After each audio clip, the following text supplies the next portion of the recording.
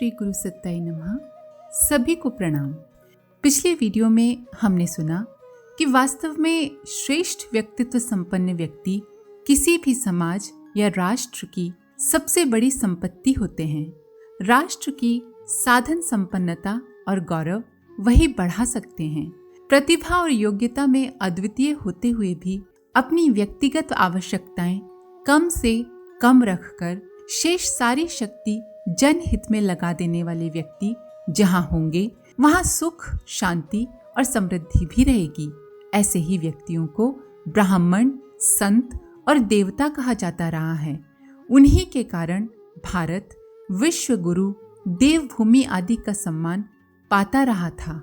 सच्चा आदर्शनिष्ठ व्यक्ति अभाव या संपन्नता किसी भी स्थिति में अपना गौरव बनाए रखता है, अपना आत्मसम्मान बनाए रखता है। श्रेष्ठता तथा आदर्शवादिता किसी बाहरी परिस्थिति पर नहीं, व्यक्ति के आंतरिक स्तर पर, आध्यात्मिक स्तर पर निर्भर करती है। आइए इसी क्रम को आगे बढ़ाते हैं। हमें मनुष्य का शरीर क्यों मिला है तथा अन्य जीवधारियों की अपेक्षा हमें अधिक साधन सुविधाएं क्यों दी गई हैं? यदि इन प्रश्नों पर गंभीरता पूर्वक विचार किया जाए तो पता चलता है कि हमारा जीवन किसी खास प्रयोजन के लिए है। बिना कारण के कोई भी कार्य नहीं होता। जब छोटे छोटे कार्यों के पीछे कोई न कोई कारण होता है तो इतना महान जीवन निष्प्रयोजन नहीं हो सकता। तो फिर वो कौन सा कारण है जिससे हमें नर तन जैसी दुर्लभ उपलब्धि मिली है? मानव देह की विशेषताओं पर विचार करने से पता चलता है कि इतने अधिक साधन सृष्टि के किसी भी जीवधारी को उपलब्ध नहीं है। यदि मानव को सृष्टि का मुकुटमणि ही कहा जाए तो अत्युक्ति न होगी। जब ये जीवन इतना महान है तो इसका उद्देश्य भी महान ही होना चाहिए। तो आखिर मनुष्य का चरम लक्ष्य क्या हो सकता है?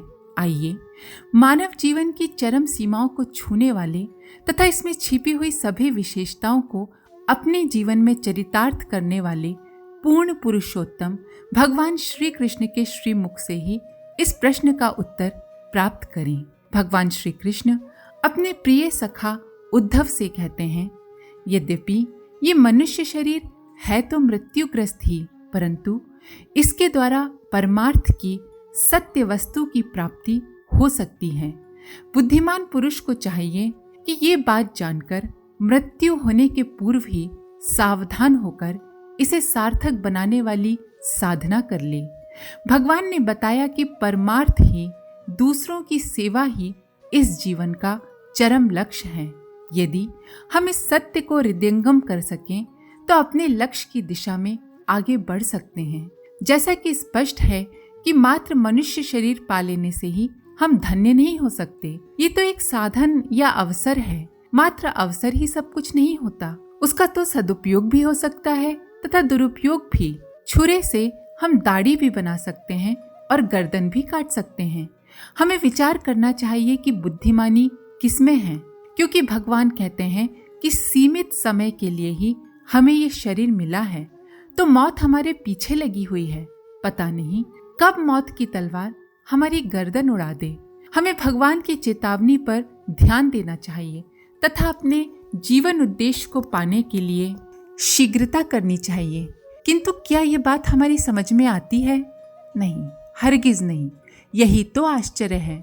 महर्षि दधीची देवताओं से कहते हैं, जगत के धन, जन और शरीर आदि पदार्थ क्षणभंगुर हैं। ये अपने किसी काम नहीं आते, अंत में दूसरों के ही काम आएंगे। ओह, ये कैसी कृपणता है! कितने दुख की बात है कि ये मरण धर्मा मनुष्य इनके द्वारा दूसरों का उपकार नहीं करता। महर्षि दधीची को हमारी कृपणता, हमारी कंजूसी देखकर आश्चर्य होता है। जो वस्तु हमारे हाथ से छिन जाने वाली है, हम उसी की सुरक्षा में सारा समय बिता देते हैं। यही है हमारी विडंबना। बुद्धिमानी तो इसी में है कि इस जीवन के छीने जाने से पूर्व ही हम इसका उपयोग कर लें। महर्षि दधीची भी हमारे आपके जैसे मनुष्य ही थे, किंतु जब वृत्रासुर के अत्याचारों से सारा विश्व त्रस्त हो रहा था, तब देवता उनके पास गए और अपनी करुण कथा सुनाकर उनसे वृत्रासुर के नाश हेतु उनकी अस्थियों की याचना की। दधीची बुद्धिमान थे, अतः उन्होंने देवताओं की प्रार्थना स्वीकार कर ली। यदि दधीची ने यह साहस भरा कार्य न किया होता तो भी क्या मृत्यु से बच गए होते? जिस तरह करोड़ों व्यक्तियों की अस्थियां कीड़ों का ग्रास बनती हैं, उसी तरह उनकी भी होती। किंतु तब हम क्या इतने आदर से, इतनी श्रद्धा से उनका स्मरण करते? क्या दधीची घाटे में रहे? नहीं, हरगिज नहीं। पर हमें तो ऐसा सौदा पसंद ही नहीं आता। हम तो उस मूर्ख बच्चे के समान हैं जिसने पारस पत्थर के बदले में चमकीला कांच ले लिया था। हम में से अधिकांश धन के लोभ में, उसी का संग्रह करते रहने के प्रयत्न में परमार्थ का अवसर गंवा देते हैं। कृष्ण उद्धव संवाद में एक ब्राह्मण का वर्णन आता है। धन के बारे में वो कहता है, चोरी, हिंसा, झूठ बोलना, दंभ, काम, क्रोध, गर्व, अहंकार, भेद बुद्धि, बैर, अविश्वास, स्पर्धा, लंपटता, जुआ और शराब, ये 15 अनर्थ मनुष्यों में धन के कारण ही माने गए हैं। इसीलिए कल्याणकामी पुरुष को चाहिए कि परमार्थ के विरोधी अनर्थ को दूर से ही छोड़ दे। हमारी चतुरता का पर क्या कहना, हमने अनर्थ को अर्थ नाम दे रखा है तथा वास्तविक धन क्या है ये हम भूल गए हैं। अभी भी समय है, हमें अपनी मान्यताओं के बारे में फिर से विचार करना चाहिए तथा सही को अपनाने और गलत को छोड़ने का साहस दिखाना चाहिए। तो क्या धन का मानव जीवन में कोई स्थान नहीं है? है, अवश्य है, किंतु एक सीमा तक। हमारा दर्शन एकांगी नहीं है।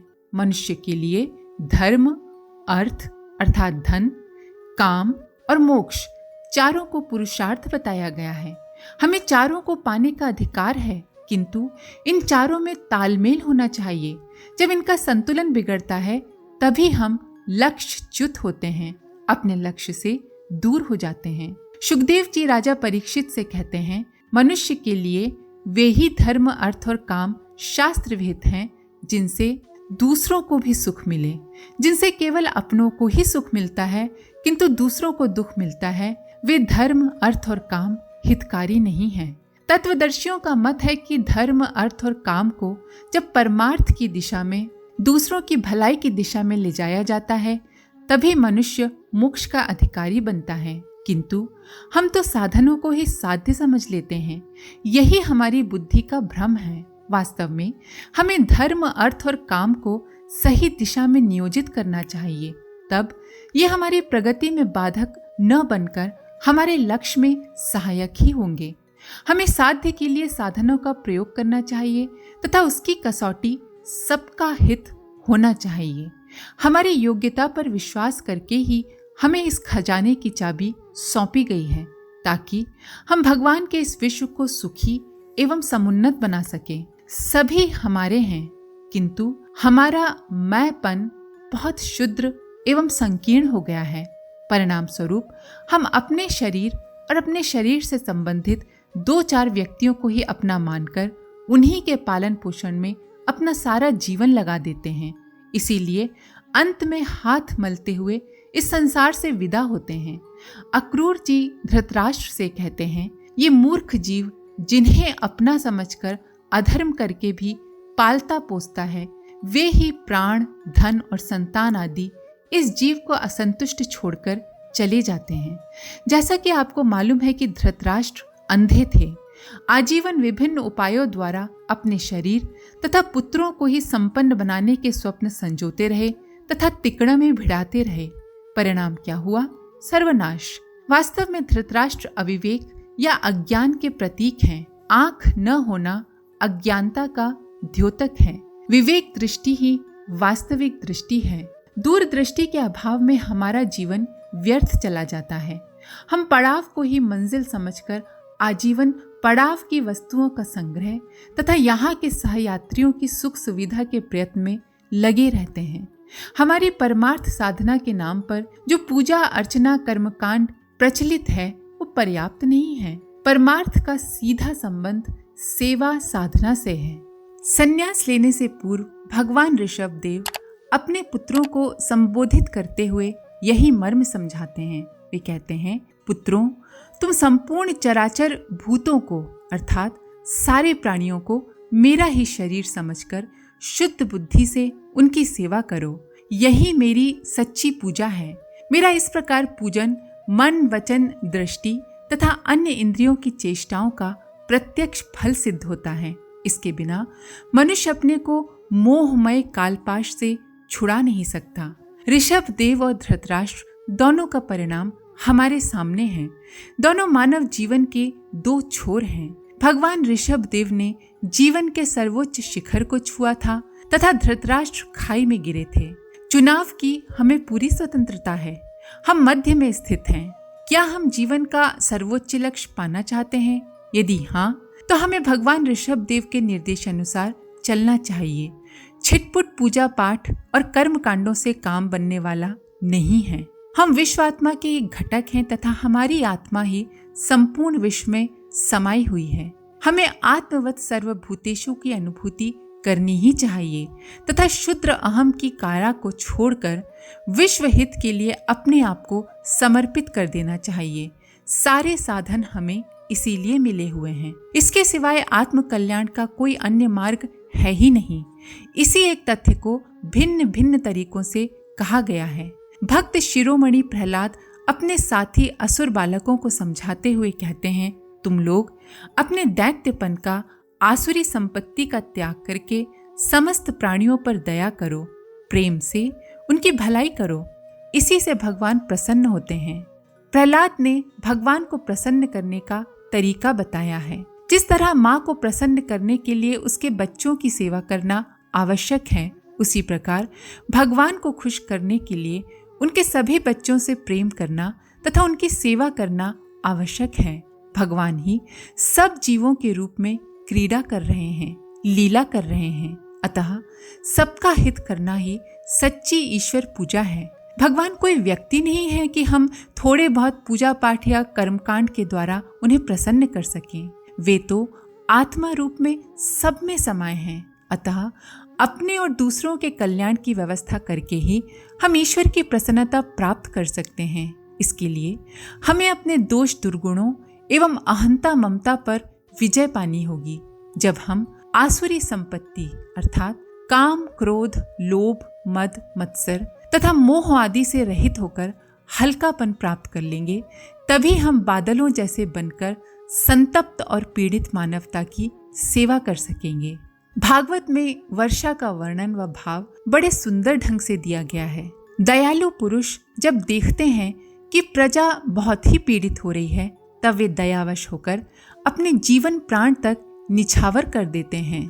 प्राणियों के कल्याण के लिए अपने जीवन स्वरूप जल को बरसाने लगते हैं।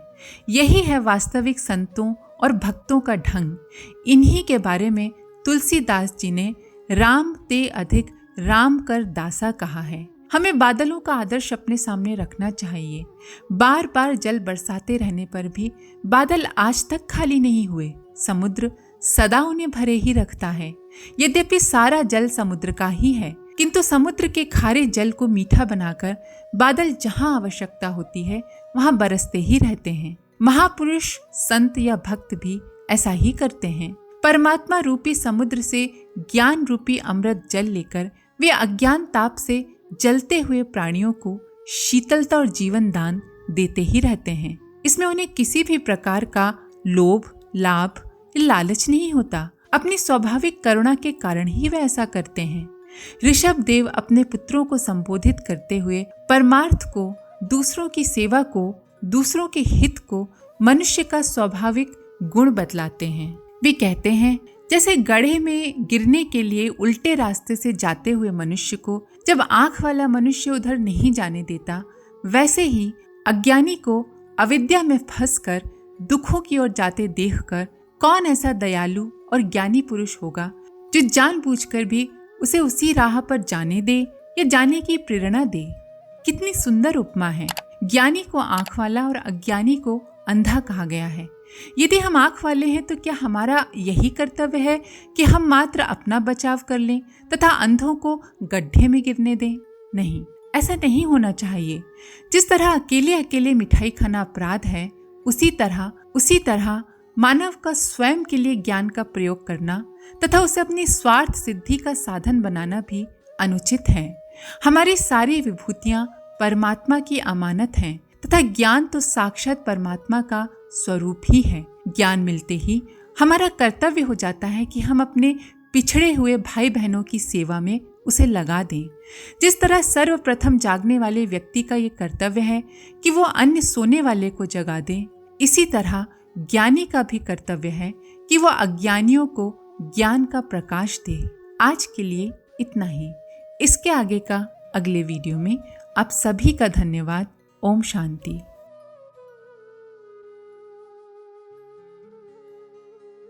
हमारे YouTube चैनल को सब्सक्राइब करें और बेल आइकन को दबाकर ऑल पर क्लिक करें ताकि आने वाले सभी वीडियोस की नोटिफिकेशन आपको मिलती रहे।